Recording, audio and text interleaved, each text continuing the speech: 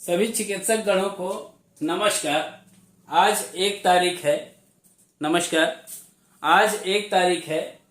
Nano technology of electro homeopathy medical research methodology की class 13। इस class 13 में आज हम पढ़ेंगे डर्मेटाइटिस और एक्जिमा को, एक्जिमा और डर्मेटाइटिस को। तो इसलिए जरूरी है क्योंकि आप सभी के पास इस प्रकार के स्किन डिजीज से रिलेटेड इस एक्जिमा और डर्मेटाइटिस होता क्या है ये मालूम होना चाहिए। तो आज हम बात करेंगे एक्जिमा, डर्मेटाइटिस। सबसे पहले हमको इसका ओवरव्यू समझेंगे। एक्जिमा और डर्मेटाइटिस क्या होता है, उसके बाद हम इसके क्लिनिकल मैनिफेस्टेशन के बारे में बात करेंगे, सिम्टम्स के बारे में बात करेंगे और अंत में इसके ट्रीटमेंट पर हम बात करेंगे। एक्यूट एक्जिमा, एक्जिमा जो होता है वो प्रायः क्या कंडीशन होती है वो मैं बता देता हूं आप लोगों को। पहले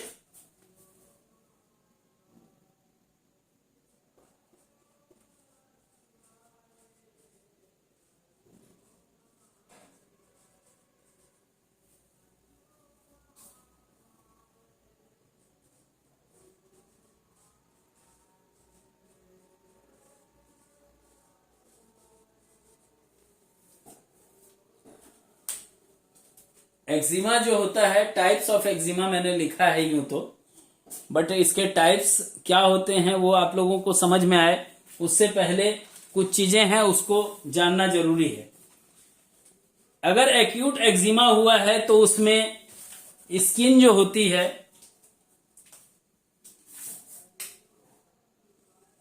ये स्किन है और स्किन के ऊपर छोटा सा बबल दिखाई देता है।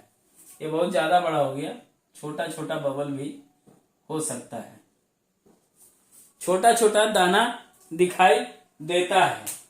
एक्जिमा का जो कंडीशन होता है, एक्यूट एक्जिमा जो होता है, उसमें बबल्स देखने को मिलता है जो छोटे छोटे होते हैं।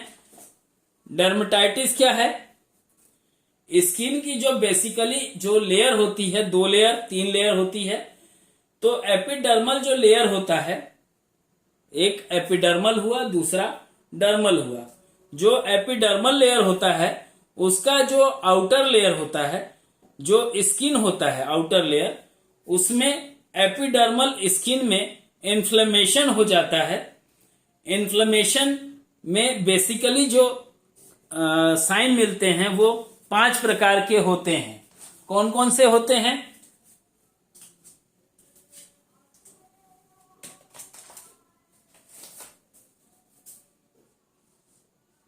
पहला रेडनेस, दूसरा हीट, तीसरा स्वेलिंग,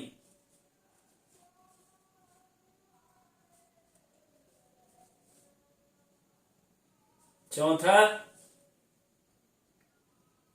दर्द, पेन, और पांचवा लॉस ऑफ फंक्शन।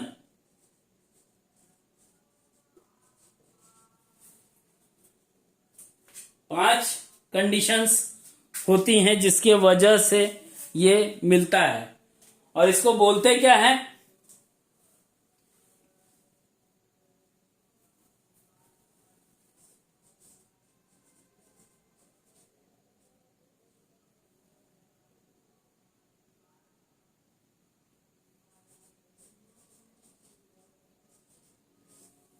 इसको बोलते हैं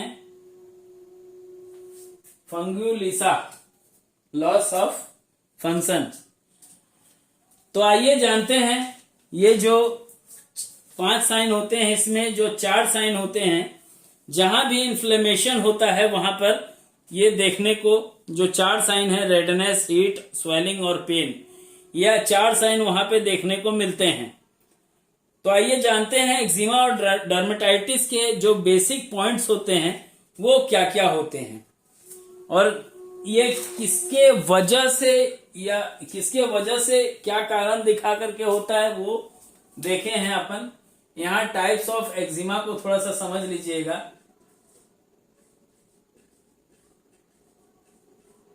कॉन्टैक्ट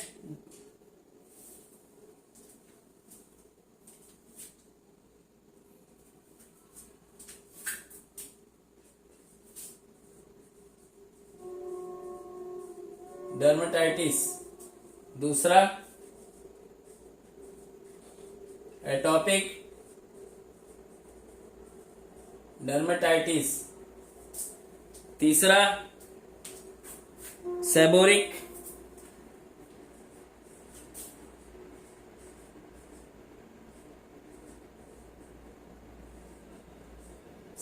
डर्मेटाइटिस, चौथा नैपकिन डर्मेटाइटिस,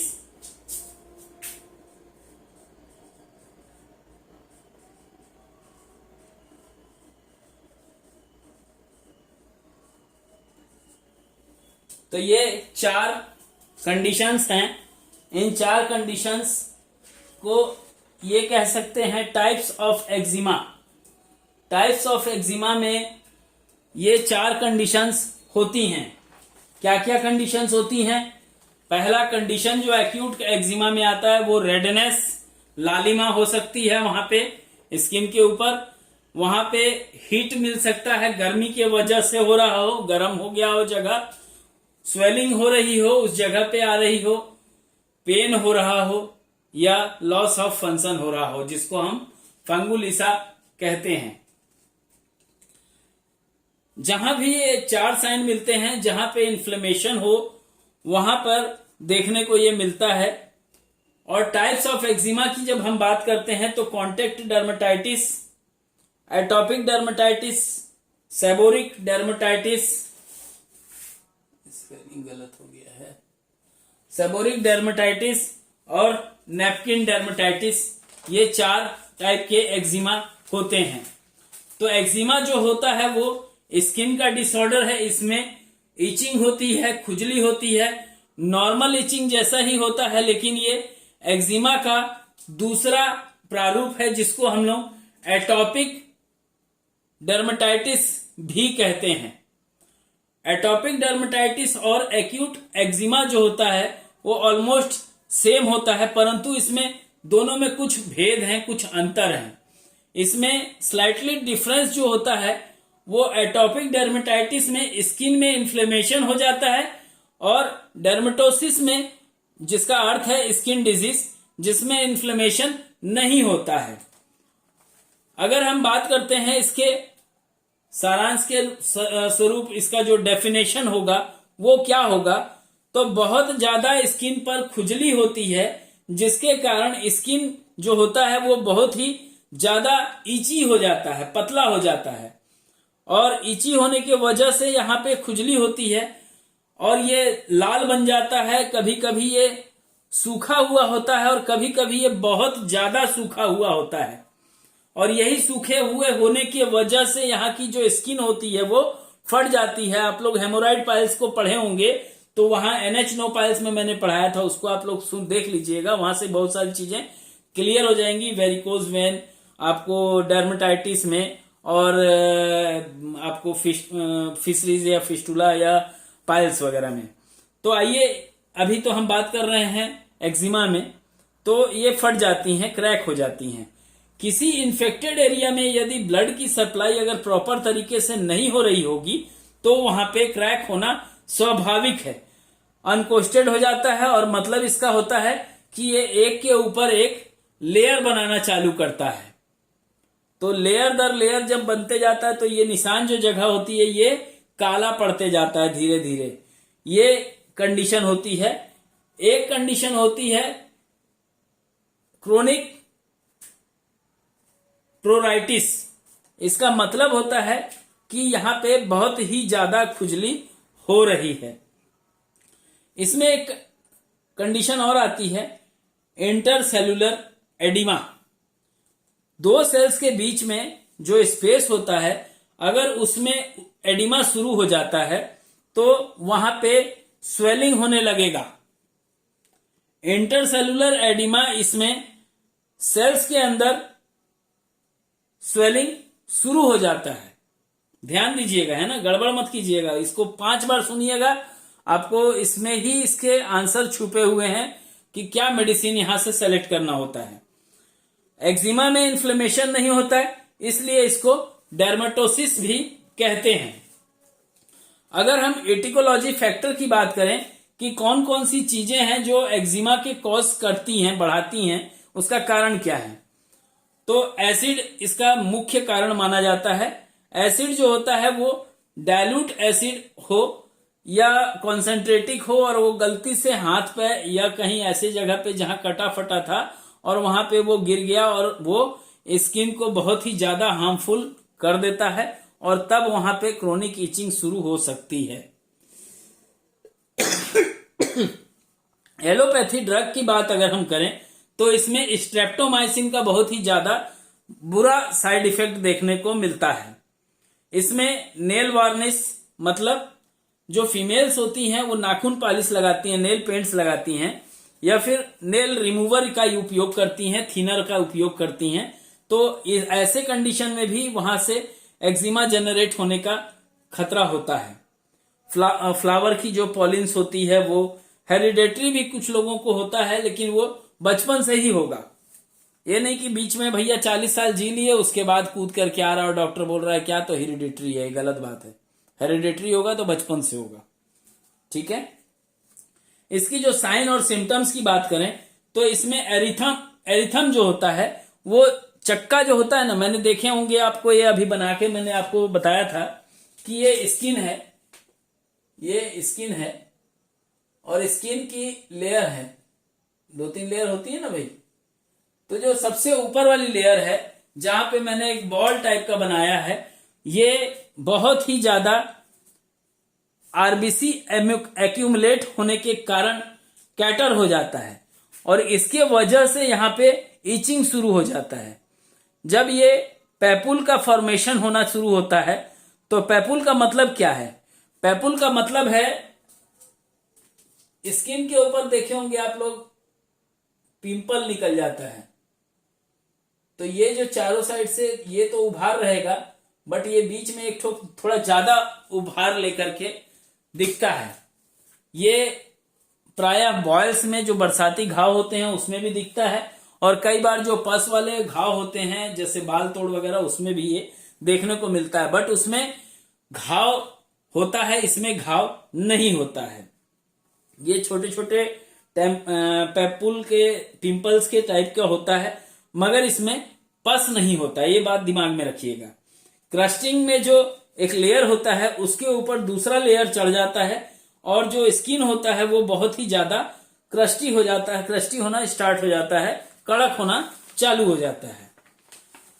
अगर हम बात करें विपिंग स्किन में, तो विपिंग स्किन में ये एक जो टेम्पल होता है, ये पिंपल जो है, ये पिंपल जो होता है, ये पिंपल का जो थोड़ा सा इसको भी क्लियर कर देता हूं आप लोगों को। ये एक कंडीशन थी, ये दूसरी कंडीशन है, ठीक है। चेहरा नहीं है भाई किसी का, नहीं तो बोल दिएगा कि भाई क्या सर ने कोई चेहरा बनाया हुआ है, तो चेहरा नहीं बनाया हूं। अगर हम बात कर रहे हैं विपिंग स्किन में, जैसा कि मैंने सामने बनाया हुआ एक गोला है और उसके ऊपर एक बिंदी चिपकी हुई है, अगर इस टाइप का दिखाई देता है तो इसको बोलते हैं टैपुल या पेस्टिपुल। अगर पर्टिकुलर एक्जिमा वाला एरिया होगा, तो अगर हुआ होगा तो वो एरिया स्किन का जो लेयर, स्किन का जो एरिया होगा उसकी जो लेयर होगी उसको हम लोग विपिंग स्किन कहते हैं। एक्जिमा जिस स्थान पर हुआ है वहां पर बहुत ज्यादा मॉइस्ट होने लगता है, और जैसे जैसे छोटे छोटे बबल्स वहां पे जनरेट होते हैं उसमें से प्री डिस्चार्ज होना शुरू हो जाता है, और पर्टिकुलर जिस स्थान पर हुआ है वो वहां से स्किनी जो होती है वो विपिंग स्किन कहलाती है। इसका मैनेजमेंट जो होता है वो वहां पे, अगर हम एलोपैथी के अंदर बात करते हैं तो क्या कंडीशन होती है, और उसके अकॉर्डिंग आप चाहें तो इलेक्ट्रोहोमोपैथी में भी मेडिसिन को जनरेट कर सकते हैं। तो आइए जानते हैं वो क्या बातें हैं। तो आइए जानते हैं आज मैनेजमेंट ऑफ एक्जिमा और डर्मेटाइटिस। अगर हम एलोपैथी के अंदर बात करते हैं तो वैसे कंडीशन के अंदर जो डॉक्टर्स ट्रीट करते हैं वो आप लोगों को इसलिए समझाना पड़ रहा है यहाँ पे, क्योंकि जहां पे बात होती है एक्जिमा के अंदर तो आप सीधा कूद के चले जाते हैं एलोपैथी में। तो एलोपैथी के अकॉर्डिंग आपको मैं इलेक्ट्रोहोमोपैथी के अंदर D3 बेस की जो मेडिसिन है,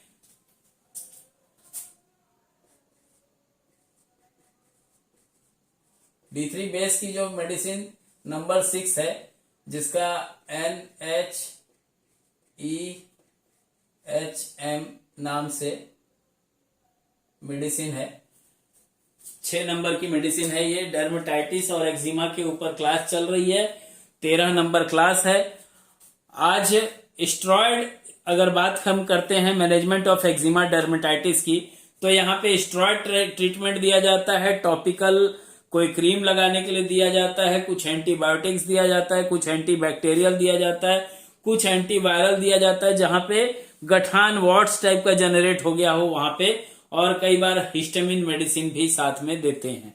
बट यहाँ इन सभी सॉल्यूशंस का, ये जितना भी यहाँ लिखा हुआ है, इन सभी का जो सॉल्यूशन है वो केवल मात्र एक NH नो एक्जिमा का जो मेडिसिन है उसको स्प्रे बना लीजिएगा। ये वो NH नो एक्जिमा स्प्रे नहीं है जो हम अभी तत्काल में तैयार किए हैं, ये नया है।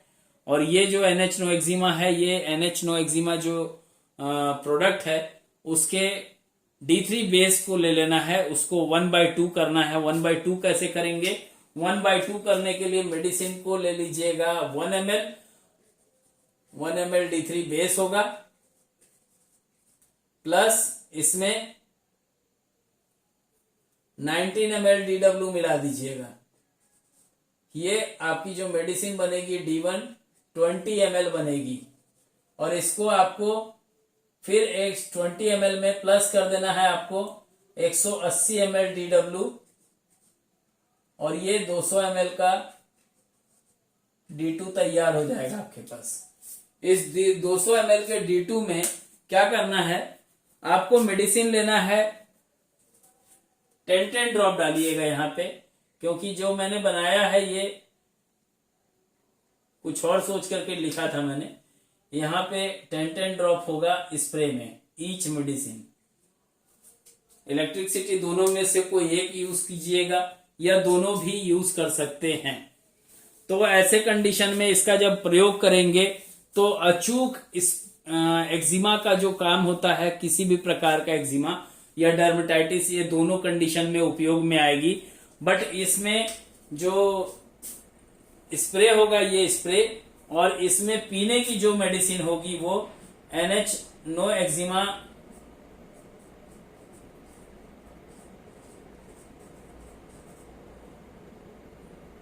D3 बेस जो है उसका D9 बनाइएगा, D3 बेस का D9 बनाइएगा, और इसका 1 drop with half cup of hot water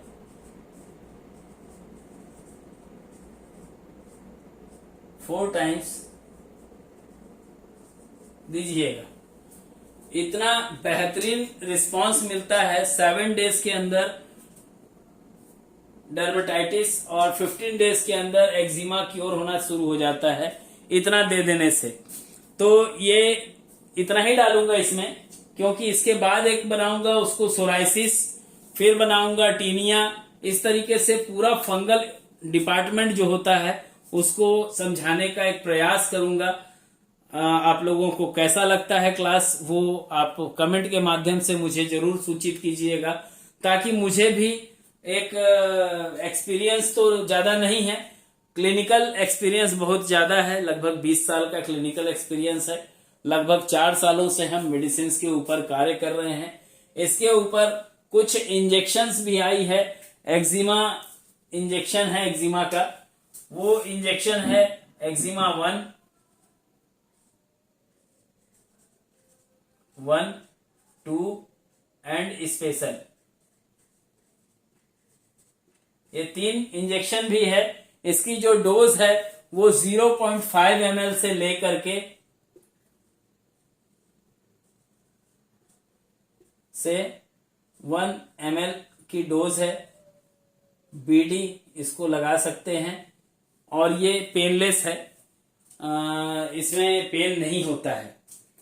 कोई परहेज नहीं है इन मेडिसिन के सेवन करने में। तो मैं समझता हूं आप सभी को एक्जिमा और डर्मेटाइटिस की जो ये क्लास है आप सभी को पसंद आई होगी। इसी के साथ जिन चिकित्सकों के द्वारा nano technology of electro homeopathy medical research methodology के अंदर क्लास अटेंड करने के इच्छुक जो व्यक्ति हों, जिनको लगता है कि नहीं मुझे नारायण हर्बल स्पेजरिक के डायरेक्टर डॉक्टर अखिलेश नारायण सिंह से 38 मेडिसिन, कैंसर्स और इस टाइप से जो 43 पेटेंट बेस है उसका उपयोग अगर हम समझ लें कि हाँ डिजीज क्या है और डिजीज के अकॉर्डिंग हमको मेडिसिन कैसे चलानी है, तो फिर मुझे बोलने की आवश्यकता नहीं है कि आपके पास जो 43 पेटेंट बेस है ये आपको काफी दिनों तक अच्छे मल्टीपल डिजीज के ऊपर रिजल्ट्स, परफेक्ट रिजल्ट्स देते रहे। तो इसी के साथ में अगर किसी व्यक्ति को एक चीज और सूचना देना है कि अगर कोई व्यक्ति ऐसा सोच रहा था कि मैं 100 ml 43 पेटेंट बेस रखूंगा, तो आप सभी को सूचित करते हुए मुझे हर्ष भी हो रहा है और थोड़ा सा कष्ट भी हो रहा है, दुख भी हो रहा है कि हम 15 ml में और 30 ml में D3 बेस को प्रोवाइड कर पाएंगे।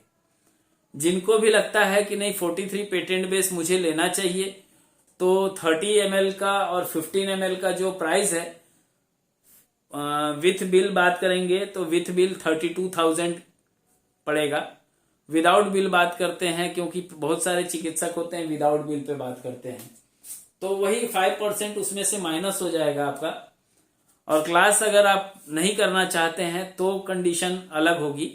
तो सभी चीजों को ध्यान में रखते हुए अगर किसी को लगता है कि 15 ml का 43 पेटेंट बेस और 38 मेडिसिन को भी 15 ml में लेना चाहिए विथ मैनुअल यूजर बुक और nano technology of electro homeopathy medical research methodology को समझते हुए डिजीज के अकॉर्डिंग डायलूशंस एंड उसके ड्रॉप्स, और अगर पोटेंसाइज रूप के क्रूड स्पेजरिक से बना हुआ मेडिसिन हो तो उसका कैसे उपयोग करें, उसके बारे में और भी बहुत सारी ऐसी जानकारियां हैं जिनको हम क्लासेस के माध्यम से तो जान सकते हैं, लेकिन वहां जहां सवाल की बात आती है तो वहां सवाल तत्काल में नहीं सूझता।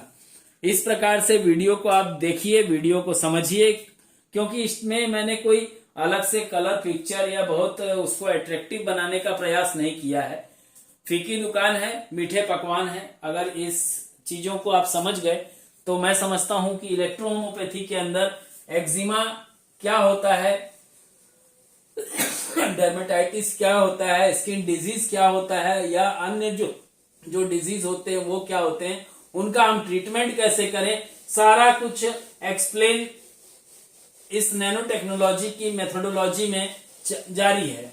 एक के बाद एक यूं तो चिकित्सक बढ़ रहे हैं, बट ऐसा मत कीजिए कि जब हम वीडियो बनाते हैं, आप सभी को मालूम है कि वीडियो बनाने का जो टाइमिंग होता है वो दिन में होता है 2 बजे से लेकर के 4 बजे के बीच में, और एक रात का टाइम होता है जिसमें 11 बजे से लेकर के और 2-3 बजे तक इन वीडियो को तैयार किया जाता है।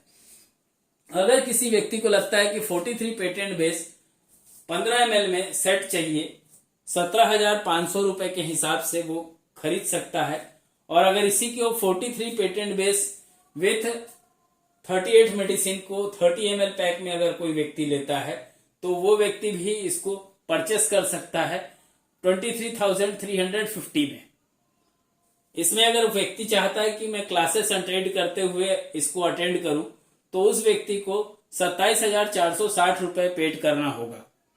इसमें नैनो टेक्नोलॉजी के तहत मिलेगा 6 महीने का सर्टिफिकेशन कोर्स जो नारायण हर्बल स्पेजरिक के द्वारा nano technology of electro homeopathy medical research methodology के माध्यम से आप सभी चिकित्सकों को बताया जा रहा है कि डिजीज क्या है, डिजीज की अकॉर्डिंग डायलूशंस क्या लेनी होती है, उसके अकॉर्डिंग डोजोलॉजी क्या होगी, उसके डिजीज क्या है, डिजीज की थेरापेटिक नोट्स क्या होगी, डिजीज के मैनिफेस्टेशन क्या होंगे, उसके साइन सिम्टम्स क्या होंगे, उसके कारण क्या होंगे, और तब अंत में आएगा बात 38 मेडिसिन के द्वारा या 43 पेटेंट बेस के द्वारा जो मेडिसिन का सिलेक्शन है उसको लेकर के विभिन्न प्रकार के अलग अलग डायल्यूशंस के माध्यम से सभी डिजीज के ऊपर हम क्लास देते जाएंगे।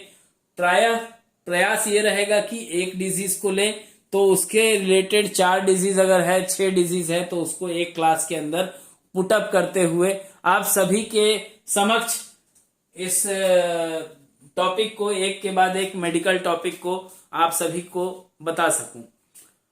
तो इसी के साथ खांसी हो गई है ज्यादा जोर से बोलने की वजह से, बट इसी के साथ मैं आज विराम चाहूंगा। दोपहर में कल फिर हाजिर होऊंगा सोराइसिस को लेकर के। फंगल इन्फेक्शन के सेक्शन को अभी हम पढ़ेंगे तकरीबन 7 से 8 वीडियो में। तो मैं इसी के साथ आज्ञा चाहूंगा। जय हिंद, जय भारत, जय इलेक्ट्रो होम्योपैथी, जय काउंट सीजर मेटी जी और जय आप सभी की। धन्यवाद।